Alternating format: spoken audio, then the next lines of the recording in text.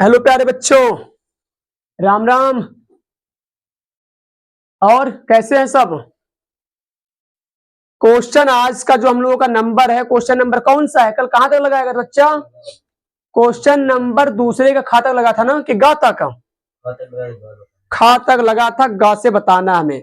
गा वाला तो बहुत फेमस क्वेश्चन लग रहा है आप लोगों के लिए। गा नंबर जो है थोड़ा सा क्वेश्चन ऐसा है कि उसके आधारित प्रश्न बहुत सारे मिलेंगे आपको, तो ध्यान से समझिएगा इसको। क्वेश्चन नंबर गा को स्पीड मतलब क्या करिए, इसको लगाइएगा। कौन से क्वेश्चन है ये? दूसरे का गा नंबर है। क्वेश्चन नंबर 2 का गा है, सेकंड का गा है। क्या लिखा हुआ है पढ़िएगा ध्यान से। लिखा यह है कि दो अंकों की एक संख्या, दो अंकों की एक संख्या एवं उसके अंकों को उलटने पर बनी संख्या का योग कितना है? 66 है। यदि संख्याओं का अंतर 2 हो तो वो संख्या बतानी है आप लोग क्या होगा। तो ध्यान से समझिएगा।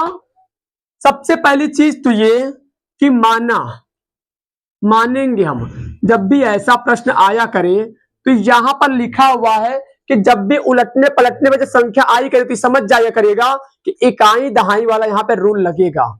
जब पलटने वाले की बात चल गई यहाँ पर, ये समझ जाइएगा कि यहाँ पे इकाई दहाई का कॉन्सेप्ट लगने वाला है। तो मानेंगे, माना। इकाई कौन है? देखिएगा, जैसे मान लो कोई संख्या लिखी जाती है तो इसमें इकाई कौन है? यही तो होती है।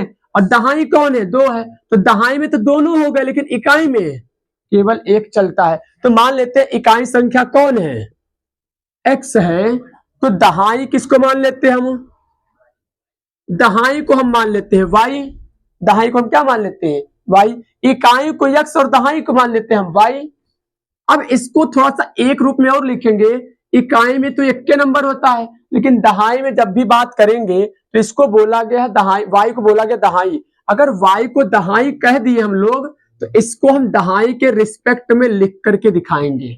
यानी कि बस इसको 10y के रूप में लिख दीजिए। तो ये हमारे पास 10y हो गया। दोनों संख्या यानी कि बनी संख्या फिर क्या हो जाएगी? अगर बनी संख्या अगर हम यहां पर देखें तो यहां पर होगा, पहले कौन आता है? इकाई ना। तो पहले लिखेंगे इकाई, फिर कौन आएगा? दहाई। तो बनी संख्या हमारे पास ये बन गई। जो संख्या है उसको हम जोड़ ली, वो हम कहते बनी संख्या हो गई। अब उलटने पर बनी संख्या क्या होगी? पहले उलटने वाली संख्या देख लेते हैं। पलटने से बनी संख्या, पलटने से बनी संख्या क्या होगी? तो जो इकाई उसको दहाई कर दे, जो दहाई उसको इकाई में ला देते हैं। तो ये हो जाएगा, अगर उलटने वाली पलटने में जो संख्या बनेगी तो हम 10x प्लस का क्या कह सकते हैं? भाई ये हमारा पलटने पर बनी संख्या हो जाएगा। बनी संख्या और जो बदलने से बनी संख्या, इन दोनों का योग कितना बोला था? 66 बोला था। तो 10y प्लस का x और प्लस 10x प्लस का y बराबर इसका टोटल मान 66 दिया ना। इसको 66 लिख दीजिए। अब ध्यान से तोड़े मत देखिए, तो ब्रेकेट जब तोड़ेंगे तो 10y और 1y टोटल मिलाकर 11y, 1x और 10x मिलाकर के हमारा 11x, और वो बराबर क्या लिखा है? 66। ध्यान समझिएगा। अब यहां से अगर 11 कॉमन करके हम 66 के नीचे भेजे तो यहाँ पर क्या आएगा? x प्लस का y बराबर 6 आएगा ना। इसको समीकरण नंबर हम 1 मान ले। बोला ये था कि जो संख्या बनी और बदलने पर जो बनेगी उनका योग करेंगे तो 66 आता, उसके हिसाब से हमारे पास एक समीकरण तैयार है। एक चीज और बोला था कि जो संख्याएं हैं उनका अंतर कितना है? उनका अंतर है 2 दिया हुआ है। तो अंतर किसका किसका अंतर? इकाई और दहाई का अंतर। इकाई और दहाई का अंतर। तो इकाई पहले होता है कि बाद में होता है, बताइए? इकाई पहले होता है और दहाई बाद में होता है। तो इकाई पहले दहाई बाद में होता है, तो दहाई को हम बाद में ही रखेंगे। मतलब बाद में मतलब y माइनस का x। दहाई और इकाई का अंतर कितना है? क्योंकि बाएं साइड में इकाई होता है और दाहिने साइड पर सॉरी दाहिने साइड पर इकाई होता है, और दहाई कोने पर होता है? बाएं साइड पर होता है। तो इसको हम घटा देंगे। अब कितना घटाने पर आता है? कह रहा वो 2 आता है। समीकरण नंबर 2, पहला और दूसरा का कॉन्सेप्ट लगा दीजिए। एक काम कर दे, इसको हम x प्लस वाई ना लिखे, ऐसे लिखे जैसे पहले लिखा था। y प्लस, किसी को इधर लिख सकते, कोई दिक्कत नहीं होगा। y प्लस का x और y माइनस एक्स, ये हमारे पास बना। अब लिखेंगे समीकरण फर्स्ट और सेकंड को मिलाकर। आप लोगों को ध्यान में होगा कि कैसे इसको हल किया था। फर्स्ट और सेकंड को हल कर लेते हैं। क्या है? y प्लस का x बराबर 6 और y माइनस एक्स बराबर 2। लिखेंगे क्या चीज करने पर, हम x को उड़ाने का काम करने आ रहे हैं यहाँ पर। तो जब काटना है तो देखिए चिन्ह क्या विपरीत है, विपरीत है। संख्या में तो बराबर है, ये चिन्ह विपरीत है। जब विपरीत होता है तो कोई भी संख्या अगर मतलब कोई चिन्ह अगर विपरीत हो तो आप क्या लिखेंगे, जोड़ने पर। और समान होता है तो घटाने पर। जैसे जोड़ेंगे तो जोड़ने के बजाय कट जाएगा। y बाई 2y बराबर का 8, y बराबर 4 आ जाएगा। y का मान 4, तो अब y का मान उठाकर x का मान निकाल देते हैं। y का मान समीकरण फर्स्ट में चाहे सेकंड में, सेकंड लगा दीजिए, सेकंड में रख दे या किसी में रख दीजिए, फर्स्ट में ही रख दीजिए। y का मान कहाँ रखना है, समीकरण फर्स्ट में। जिसमें रखना उसको उतार लीजिए, जिसमें रखना है उसको लिख लिया करिए। कहां पे रखना है, y है तो y की जगह पर, तो 4 प्लस का x बराबर 6, x बराबर कितना आएगा 2। तो ये हमारे पास ये y का मान, ये हमारे पास x का मान आ गया। अब बनी संख्या क्या थी, बनी संख्या को लाकर चेक करते हैं। बनी संख्या क्या थी, 10y प्लस का x। 10 y का मान कितना था 4 है ना, x का मान कितना है 2, टोटल मिलाकर हल करेंगे तो कितना हो जाएगा 42। तो देखिएगा जरा कि जब 42 आएगा हमारे पास तो यहां पर इन दोनों का अंतर कितना है, 2 ही का तो अंतर कह रहा था। यहां पर 4 और 2 में देखें तो कितने का अंतर है, 2 का अंतर है। तो हमारे पास संख्या जो बनी उसका अंतर देखें तो 2 का है। लेकिन एक चीज और कहा था कि पलट करके जोड़ दे तो 66 आना चाहिए। तो क्या अगर 42 है तो पलटेंगे तो 24 हो जाएगा, और 24 जो आएगा 42 में जोड़ेंगे तो 66 हो जाएगा। वो भी कह रहा था कि जो बनी संख्या उसको बदलने पर जो बनेगा उसको जोड़ेंगे तो 66 आता है, तो 66 तो आ जाएगा यहाँ पर। यानी कि ये प्रश्न हमारा ऐसे लग जाएगा। जब भी बदलने की बात आएगी तो ये समझ जाएगा कि इकाई दहाई वाले चैप्टर का टॉपिक का दिया हुआ ये क्वेश्चन। फटाक से उतार लीजिए। फिर क्वेश्चन नंबर घ को देखिए, इसको मिटा ले, रोक करके आप लोग क्या करा करिए, उतार लिया करिए इसको। क्वेश्चन नंबर हमारा कौन सा आएगा, घ वाला आएगा। समझ करके बताइए कि क्या आप लोगों को क्वेश्चन समझ में आ रहा है, बोलिएगा जरा। क्वेश्चन जो है घ नंबर दूसरे का, फटाक से देखिए, बोलिए जरा एक बार कि लगेगा, लग जाना चाहिए आप लोग से। अब त्रिभुज का है, त्रिभुज वाले लेसन का। ये क्या कहा है कि एक कोई आकृति है जिसमें PS बटे SQ बराबर कौन सा है, दूसरे का घ है। क्वेश्चन नंबर PS बटे SQ, अब PT बटे TR हमारे पास दिया हुआ है। और ये भी कहा है तथा कोण PSR है, PST है, बराबर है किसके, कोण PRQ में बराबर है। फिर तो सिद्ध करना है कि त्रिभुज, बात नहीं, त्रिभुज क्या है, त्रिभुज ये है, सिद्ध करना है कि त्रिभुज PQR जो होता है वो समरूप है, नहीं, त्रिभुज PQR जो है एक समद्विबाहु त्रिभुज है। पहले जो कहना चाह रहा है, जो कह रहा है वो कॉन्सेप्ट को समझिए। पहले चित्र बना ले तब समझा रहे आपको, ध्यान समझिएगा। पहले चित्र बना ले फटाक से तब। ये हमारे पास एक कोई त्रिभुज है PQR, PQR, यहां से क्या है S, ये क्या है T, यही है ना, ठीक है। यहाँ पे कोण इसके बराबर, यानी ये कोण दिया हुआ है। समझे जरा, समद्विबाहु कहना सिद्ध करने। समद्विबाहु मतलब क्या होता है, सम मतलब समान, दो, द्वि मतलब दो, बाहु मतलब भुजा। कोई दो भुजाएं बराबर कर दो, समद्विबाहु त्रिभुज प्रूव हो चुका है आपका। वो समद्विबाहु सिद्ध करना है तो सिद्ध कर देंगे भी। देखिए कैसे, दो भुजाओं को हमें बराबर दिखाना है ना, तो दो भुजाओं को हमें बराबर दिखाना तो बहुत आसान है। समझे जरा, किताब में ये बोला हुआ है कि PST जो है, देखिए PST मतलब जो बीच में होता है, देखिए जरा, जब ऐसे कहीं सिंबल लिखा करे तो जो बीच में होता है वो हमारा कोण माना जाता है। तो PST मतलब त्रिभुज PST में S वाला कोण जो है किसके बराबर है, PRQ, यानी ये वाले कोण के बराबर। हम लिख सकते हैं हल में क्या चीज, कोण PST जो है आप तो दिया, हम लिखेगा वो दिया, जो दिया वही उतार ले पहले हम। कोण PRQ में क्या है, बराबर है। अब हम अपने मन से एक काम और करने, मान लेते ये कोण किसके बराबर हो गया, कोण पी टी एस जो है पी क्यू आर के बराबर है। क्यों, यानी ये वाला कोण इसके बराबर है। अब हम एक काम और कर दें, मान हम ये लेते हैं ये वाली जो भुजा है किसके समांतर है, ये वाली भुजा किसके समांतर है, पी क्यू जो लाइन है किसके बराबर समांतर है, पी आर के समांतर है। तो आप लोग एक कॉन्सेप्ट पढ़ के आए होंगे, जब दो कोण बराबर हो जाए, एक भुजा बराबर हो जाए, तो वहां पर क्या हो गया, तो वो त्रिभुज आपस में क्या होंगे, वो समरूप होंगे या समद्विबाहु होंगे। मतलब ये हम कह सकते हैं जब ये कोण इसके बराबर है, ये कोण इसके बराबर है, तो कहीं ना कहीं वो त्रिभुज हमारा क्या होगा, भुजाएं जो होंगी उस त्रिभुज की जो भुजाएं होंगी वो दोनों क्या होंगी, आपस में बराबर होंगी। तभी ये कोण इसके बराबर है, ये कोण इसके बराबर हो रहा है। ये तभी संभव है जब बराबर का, जब दोनों भुजाएं आपस में क्या होंगी, समांतर होंगी यानी बराबर होंगी। तो हम लिख सकते हैं अतः, कौन सी लाइन, अतः हम बोल सकते हैं क्या चीज है कि त्रिभुज जो है पी क्यू आर एक क्या है, समद्विबाहु है।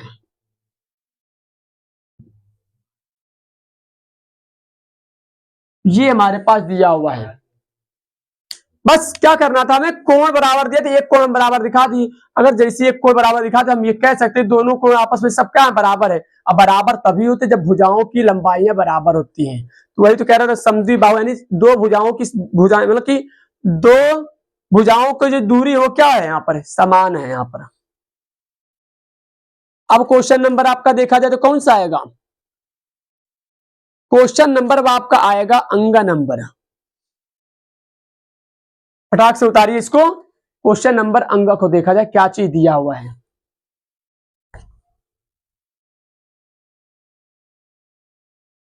क्वेश्चन नंबर क्या लिखा है, अंग का लिखा हमारे पास क्वेश्चन नंबर क्या लिखा है कि 65 और 117 को, नहीं 65 और 117 के एचसीएफ को 65m माइनस 117 के रूप में दर्शाया गया। ये क्वेश्चन तो बच्चा बहुत आसान है, लैंग्वेज पढ़ लीजिए, उसका सेंटेंस जो कह रहा है उसको बना लीजिए। तो जो कह रहा है कि 65 और 117 का एचसीएफ, 65 और 117 का एचसीएफ को किसके रूप में दर्शाया गया है, मतलब सेंटेंस से पढ़े, थोड़ा सा लैंग्वेज जो कह रहा है चारों उसको समझिए कि 65 और 117 को किसके रूप में दर्शाया गया है, 65m माइनस 117 के रूप में दर्शाया गया है। तो जो कहने का उसका मतलब है वो यही कहने का मतलब है कि इसके एचसीएफ को जो है किसके बराबर दर्शाया गया है, इसके बराबर दर्शाया गया है। तो उसके कहने का मतलब ये लिखा गया है। अब बताइएगा जरा कि एचसीएफ जो है 65 और 117 का क्या आएगा, या तो आप अलग ऐसे हल करके चेक कर लीजिए, ठीक, या तो हम एक और कॉन्सेप्ट आपको बताते हैं कि वो संख्या बड़ी से बड़ी नंबर लाइए, बड़ी से बड़ी, मतलब दोबारा काटने में चांस ना हो ऐसा संख्या ढूंढा जाता है। तो वो संख्या बताइए जिससे ये भी कट जाए और ये भी कट जाए, दोबारा काटने का झंझट ना हो, ये भी कटे और ये भी कटे। कौन संख्या दोनों काटेगा, तो 13 ही है जो दोनों लोग काटेगा। तो 13 है, इसका मतलब 13 ही तब क्या कहलाएगा, यहाँ पर मासा बनेगा। तो यहाँ पर हम पूरे जगह पर क्या लिख सकते हैं, 13 बराबर में कौन है, 65m माइनस की 117, 117 को इधर ला करके भेजिए, 13 की तरफ 117 आएगा तो माइनस इधर आते क्या हो जाएगा, प्लस में हो जाएगा। 117 में अगर 13 जोड़ेंगे तो 130, अब बराबर क्या हो जाएगा 65m, m का मान निकालना था ना, मैं यहाँ पर बोल रहा था m का मान बताइए। तो m का मान निकालेंगे तो 130 के नीचे कौन जाएगा 65, तो बराबर में आ जाएगा m, 65 दूना m का मान आएगा 2 करके। यहाँ पर क्वेश्चन नंबर अंग का जो आंसर आएगा वो इतना ही आएगा।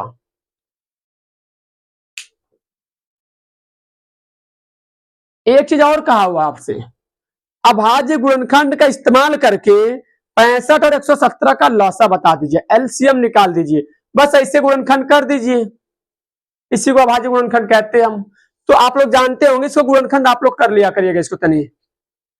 क्वेश्चन नंबर 4 पर फोकस करिए, 4 वाला प्रश्न है जो 12 लेसन का है, क्षेत्रफल वाला लेसन का आ चुका है, 12 नहीं 11 लेसन का है, ये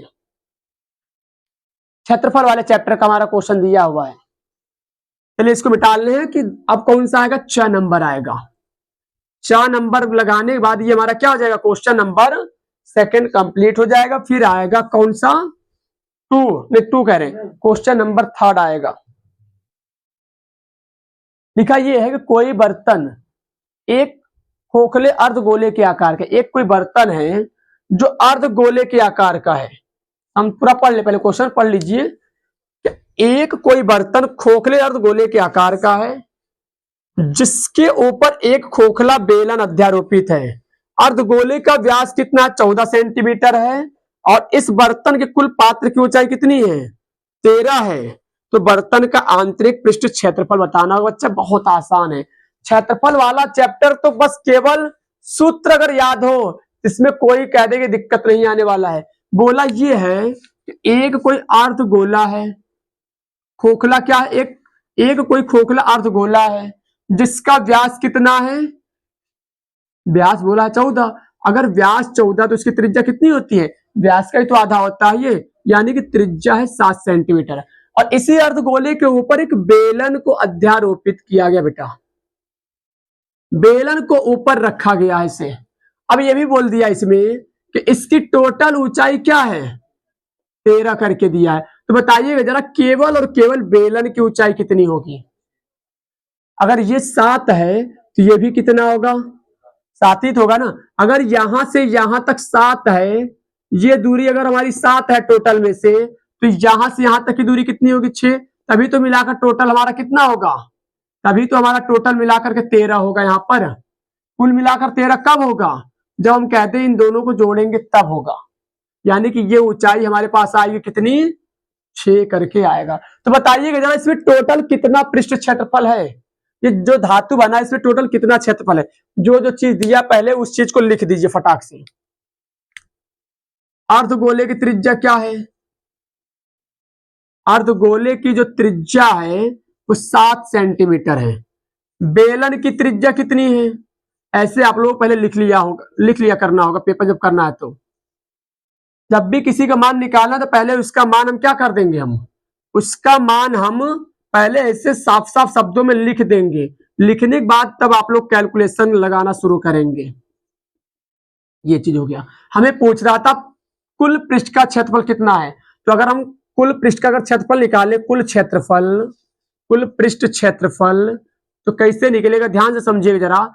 इस अगर कुल पृष्ठ का क्षेत्रफल निकाले तो पहले चेक करिए कौन कौन आकृतियों से मिलकर बना है। तो एक तो हमारा इसमें कौन लगा है, बेलन का क्षेत्रफल लगेगा तब, और एक कौन आकृति यहाँ पर अर्धगोले का था, अर्धगोले का क्षेत्रफल लगा दीजिए, बस हो गया काम।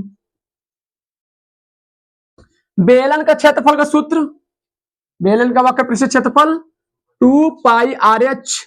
अर्धगोले का वक्र पृष्ठ क्या होता है, तो 2 पाई R²। गोले का कुल क्षेत्रफल 4 पाई, अर्धगोले का 2 पाई। अगर पूछ ले कि अर्धगोले का कुल क्षेत्रफल क्या है तो 3 पाई हो जाएगा। ये केवल है पृष्ठ के लिए बात हो रही है यहाँ पर, पृष्ठ मतलब ये केवल सतह की बात होती है।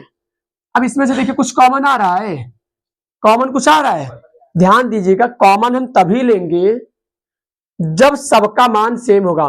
देखिएगा जरा, जो बेलन की जो त्रिज्या है वही तो अर्धगोले की भी त्रिज्या है, तो यहाँ पे तो सेम है, इसका मतलब त्रिज्या सेम है। तो देखिए पहले 2 तो कॉमन है, वही करेगा, 2 के साथ साथ पाई कॉमन आएगा। क्या त्रिज्या को भी कॉमन ले सकते हैं, तो ध्यान से अगर देखें तो यहाँ पर दोनों की त्रिज्या सेम है, बेलन और अर्धगोले का, इसलिए हम त्रिज्या को भी बाहर करवा सकते हैं। ठीक है ना, समझ आ रहा ना। अब 2 पाई का मान 22/7, त्रिज्या कितनी है, दोनों की त्रिज्या सेम है तो हम रख देते हैं 7। ऐसे कुशी का भी मान, हाइट कितनी है 6 प्लस त्रिज्या कितनी है 7, 7 से 7 कट गया, 22 दूना का 44 हो जाएगा, और 7 6 13 गुणा करवाएंगे तो 13 चौक 52, 5 बचा, 13 चौक 52, 52 5 57। मात्रा किसमें था, मतलब मान किसमें लिखा था, सेंटीमीटर, तो इसका क्षेत्रफल जो बनेगा सेंटीमीटर का स्क्वायर हो जाएगा। तो यही हमारे पास इस पूरे पृष्ठ का क्षेत्रफल आएगा। ये क्वेश्चन नंबर कौन सा था, दूसरे का चौथा हमारा। ये क्वेश्चन नंबर 2 में पूरे क्वेश्चन लग चुके हैं। अब हमारे पास क्वेश्चन नंबर 3 आएगा। अब इसको बच्चा पाल्टे हम कल से बताएंगे यहाँ पर। अब यहाँ पे जो भी क्वेश्चन होंगे बहुत शानदार बनने वाले, ये सब जब एक दो सेट हल कर ले जाएंगे तो आपको और आसान हो जाएगा और जल्दी जल्दी क्वेश्चन हो जाएगा। बस आज के लिए बेटा इतना ही, अब कल से इसको देखा जाएगा। धन्यवाद बेटा।